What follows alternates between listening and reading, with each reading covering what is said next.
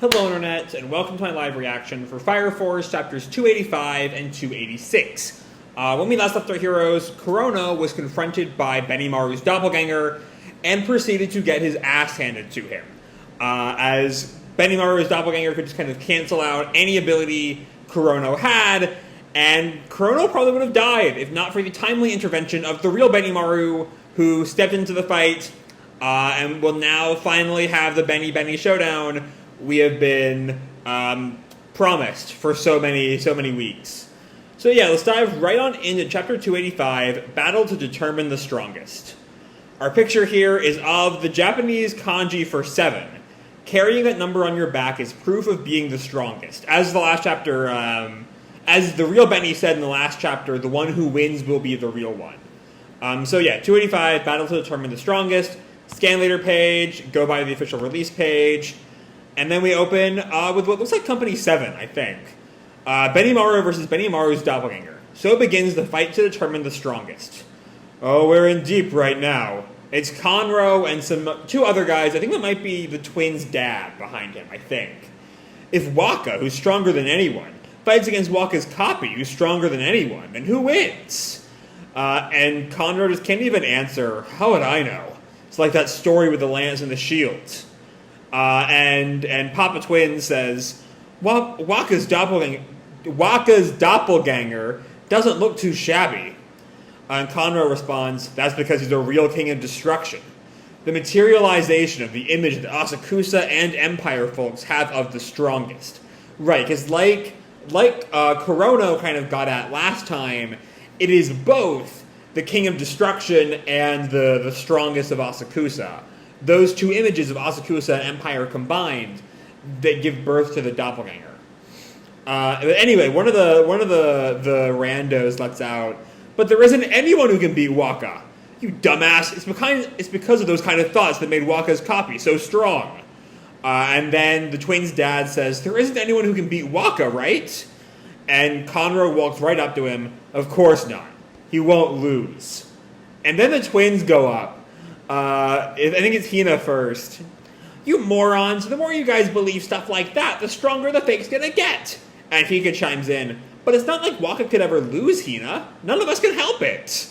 And this whole like circular shit has Conro just stop. This whole thing is bonkers.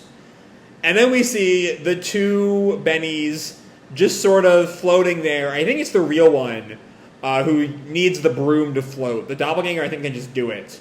You know, the solar moon plastered behind them. Anyway, the real Beni looks at his doppelganger. I don't like anything bothersome. Whoever wins gets to be real. Excuse me. The doppelganger responds, yeah, I sure hate anything bothersome. He just like screams, I can't do any half-hearted attacks if I want to beat myself. I know that more than anyone. And Beni kind of pauses as he looks at the doppelganger who's now got this flame behind him. His legs, from like the knees down, are just like shooting little bits of flame. He's ready to go on the attack. And then I think this is all the doppelganger is doing. For a second there, I thought it might be the real Beni doing that sort of ignition ability cancellation we saw the doppelganger do last week. But I think he's readying a big attack. Current real deal. Your Nichirin is just a cheap trick. And Beni sort of blasted at like the start of the doppelganger's Nichirin.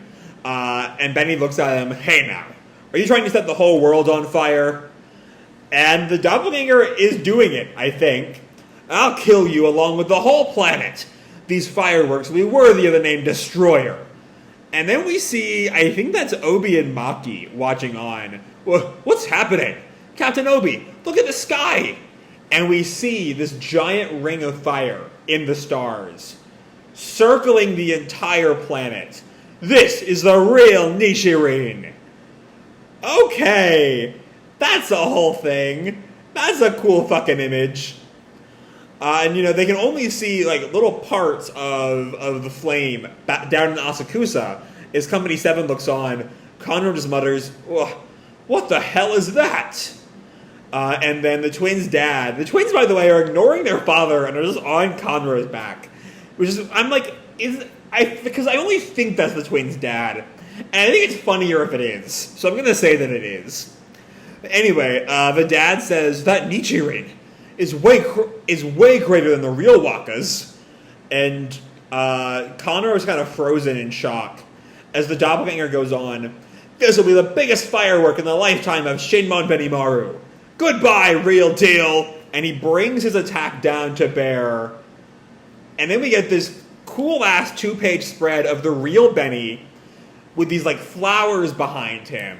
It feels very kind of ornamental, like, almost Imperial Japan is the vibe I get. Though I may be way off base there. But it would fit Benimaru's whole aesthetic. And another 2-page spread as he just cuts right through the doppelganger. I think he just won. Was that it?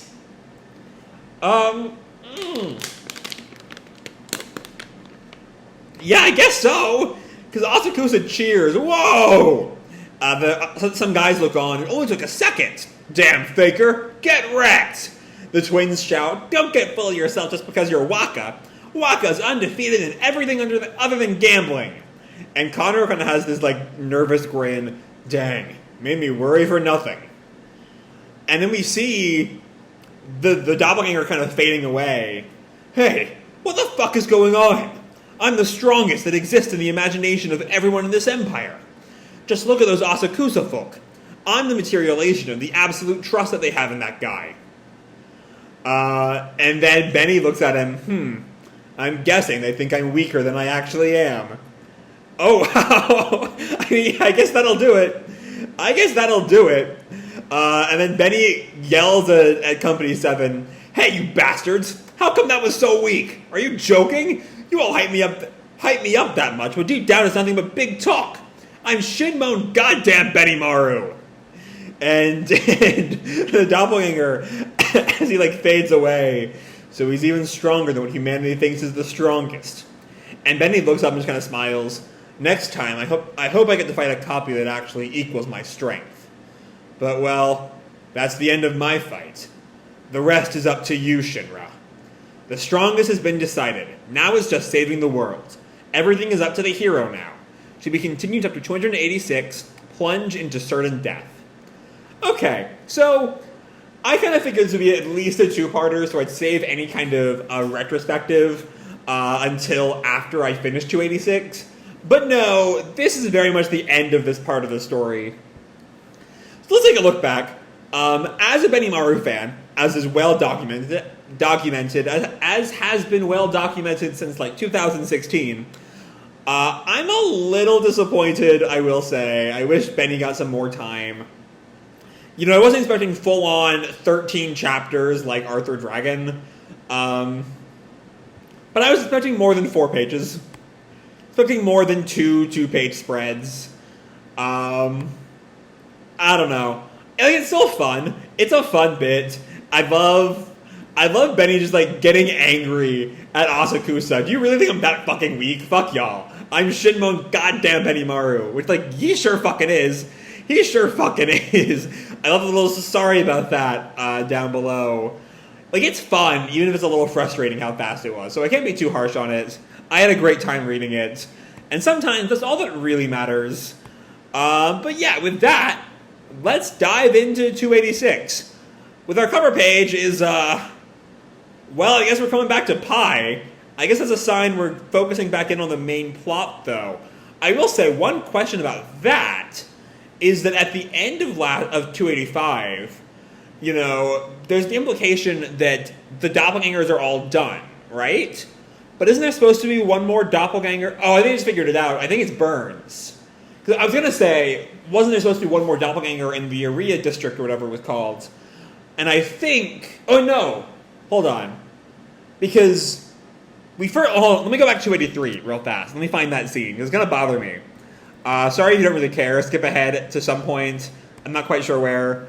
If you don't want to see me piecing together this minor mystery. Where is the Burns scene? Because there's a bit where they talk about how many doppelgangers are left, right? Let's see. Yeah, here it is on page 19. There's still 2 left of the doppelgangers of the Great Cataclysm called. And since that point, only Benimaru has been defeated, right? So unless the 2 there is counting Burns, then there should be a doppelganger left. And I think it's kind of up in the air if he's counting Burns. I definitely did not read that. But I guess if we're saying that Beni was the last doppelganger, you could twist it to where there's still 1 left. Or so the 1 left is Burns, I guess. I don't quite buy it, but whatever. Anyway, moving on to 286, we have Pi. We have the sort of swirly cover. It's kind of, it feels like going into like a tornado or something. Chapter 286, Plunge into Certain Death. We don't even have a little intro blurb. Anyway, scan letter page, buy the manga, and then we open in space. Look, with a zoom out, we see the eye dome over Tokyo is reformed after Arthur's big attack. Despair stares down the world. Can Shinra and Sho save it? And we see the eye staring down. As Shinra and Sho approach, and Sho, they're like right up to the eye, you can still see the cut of Arthur's blade, by the way. I actually really like that. And Sho tells him, brother, it's our turn now. Mankind's despair won't end as long as that googly eye exists. Sorry. There's just no serious way to say googly eye. It's just a funny phrase. I'm sorry, Sho. That just kind of cuts into the tension. But Shinra looks at it, so this is Adolla. And Sho goes on, this too is thought-given form. Thoughts of despair and madness. Well, we can see that it exists right here. At the same time, it does not. And that confuses Shinra. But he kind of brushes it off. So basically, while this is here, the cataclysm won't stop.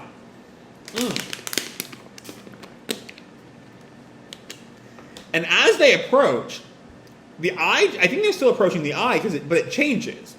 It goes from being that heavily lifelike eye to this sort of pattern.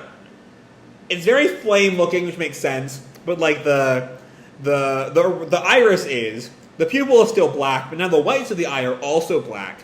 And there's another little ring on the outer side, on the outer part of the eye. I don't know. But anyway, Shinra goes on. This is the origin of humanity's despair, and we're going to extinguish it. And Sho gets right up and kind of reaches his hand out towards it. And then Shinra tells Sho, when I was on the brink of straying from the path and was always called a demon, it was the fact that I had you and Mom that kept my heart in place. Please guide me one last time, my guardian angel. I mean, you didn't technically have Sho at the time. If you're talking about like the pre-series stuff, you weren't really like you thought Sho was dead and your mom was dead. But whatever, I get the point. I get the idea of Sho in his heart. Anyway, Sho tells him, leave it to me. That's why I'm here. And they approach the eye. There's a sort of boom sound effect as Sho raises his hands towards it. And it kind of blasts them back a little bit. Sho calls, Haumea and the other pillars are in there. We're about to go into the world of perception. We may never come back. And Shinra just kind of brushes that off.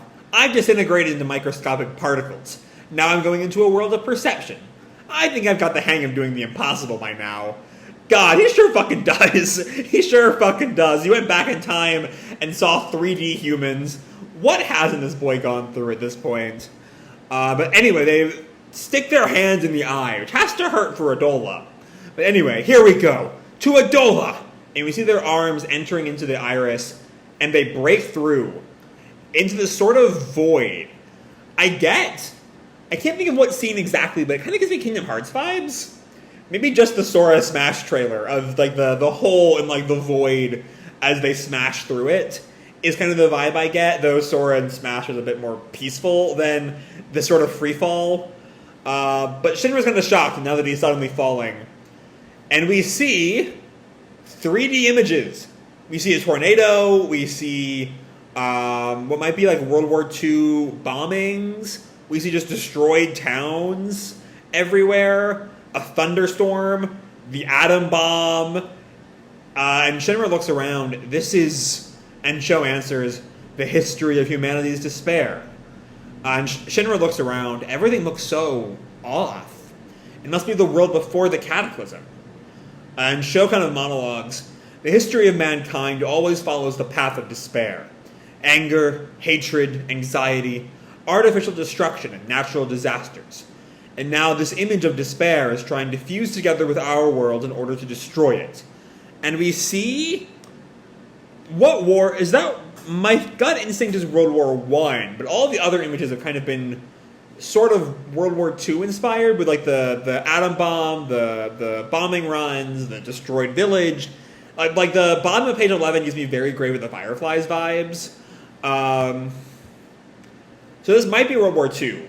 I'm not quite sure when bayonets fell out of practice, though, because that's clearly a bayonet on that man's gun. You can see, like, the sword taped to the gun, or however bayonets work. But anyway, the two of them break out of the past and enter this sort of black sun kind of thing. And Shinra... Oh, I think it might be just the surface of Adolla. Because when they approach it, you see what looks more like what we've been seeing from Adolla back in the beginning of the series. Huh. This place... And Shinra sets foot on it, and the flames kind of... like, brush up at his feet. It feels like I've been here before. And Sho tells him, when you and I connected by that Adolla link, we were in this space. And Shinra looks around, Sister and the other pillars are all here. And he looks at what looks like a blank pillar. That pillar. It looks just like Amaterasu. And they fly towards it, they reach the base of the pillar.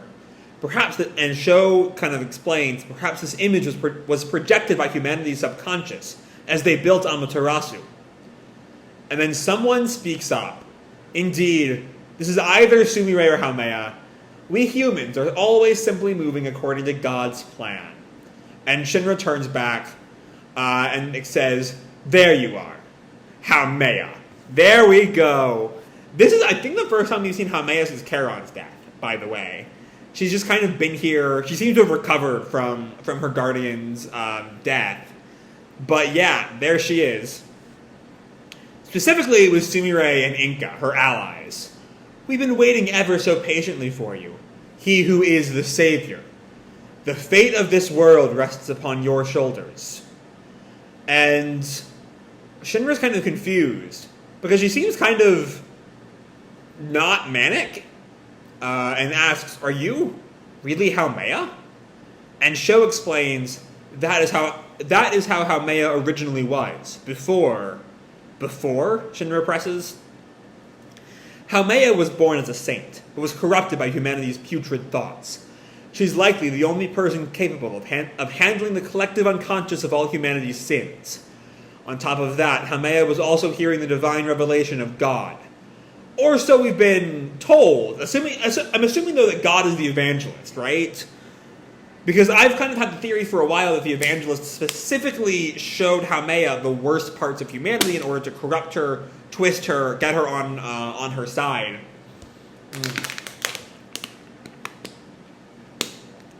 And Haumea presses her hands up to her face. I use this crown to block my vision, but I've always been listening. Both humanity's unconsciousness and God's revelation. And she lifts the crown. And now I have gained a new understanding. And Shinra's kind of shocked. And we don't see anything. Like, Shinra sees the eyes, but we come back to her face and they're just blacked out. Let's end this world. Together. With the saint's eyes revealed, the face of despair is made known. Can the hero save the world and this girl who fell in despair? To be continued chapter 287, The Holy Woman of Despair. Okay, let's talk about 286. Because these are two wildly different chapters, obviously. As we sort of go right back into the sort of incredibly, I guess, like, this isn't so much a meta chapter in the normal sense of the term, but it's definitely I'm trying to think of how best to describe this chapter. It's one that's dealing with the Cataclysm more than most of the past 20 or so chapters all have. Like, the last time we saw this, all the 3D shit, was like, I think 255 with Sumire, I think. Which was a fun little bit. But it's been a while since we really dealt with the world's past in this way. And it's not really anything new there. We just see the same kind of things that the evangelist has always kind of been preaching. that Sho, even post being free from the brainwashing, still believes. And I'm still not entirely sure if we're supposed to believe it. This idea that the history of mankind always follows the path of despair. And now this image of despair is trying to fuse together with our world in order to destroy it. Like, the thing that gets to me is that if the world has always been despair, if the history of mankind has always followed the path of despair, how is the cataclysm any different?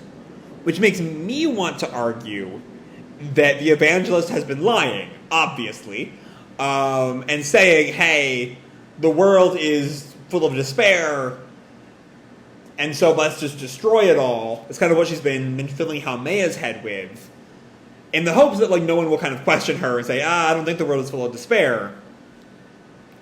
And, there is plenty of despair in humanity's history. I just don't think that is... I can't imagine the point of the story, the final moral, so to speak, being anything beyond there will always be despair, but there will also always be hope to counter it. Yeah, I don't know. Kind of like what I kind of wish The Last Jedi was about, but didn't quite hit the mark there. But yeah, then we come to Adolla and so, okay, I want to talk about this Amaterasu bit. Because it doesn't really look like Amaterasu anyway. He says that pillar looks just like Amaterasu, unless he means the woman inside Amaterasu. I'd have to go back to the mid-90s when we first saw her, and she kind of corrupted Shinra a little bit, so he went crazy that one time, right? When he fought Arthur and Ogun. Because that just does not look like Hiro Hashirame, at all. Nor does it look like the actual generator Amaterasu. So I'm not entirely sure what's going on there. But then we have Haumea. And for a second, I thought this would be, a kind of split personality thing, almost, maybe. Like how we have the dark Haumea, who has been corrupted by the evangelist, and the good Haumea, who is sort of not that. The one before the evangelist started corrupting her.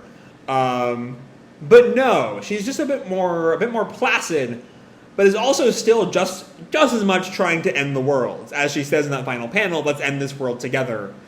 And how that will all play out, we'll have to wait a week. It'll be a very long week, because I really want to know what's been going on with her eyes. What has shocked Shinra so much? I don't know, I want to see it. So anyway, these two chapters together, a lot of fun. I can see a lot of complaints with 285, but I honestly really enjoyed it, so I can't complain too much.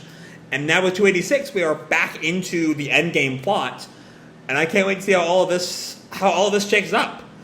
So yeah, I'm going to leave this video off here. Hope you all enjoyed the chapter and the video itself. If you did, feel free to drop me a like or subscribe, do whatever makes you happy, And remember, your life is your own, okay? Bye!